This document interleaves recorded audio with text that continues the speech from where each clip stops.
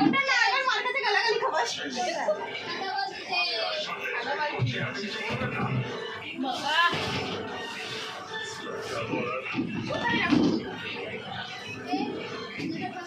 কি বিস্কুট কি বিস্কুট মা এই মেরে বিস্কুট নিয়ে যাবো তো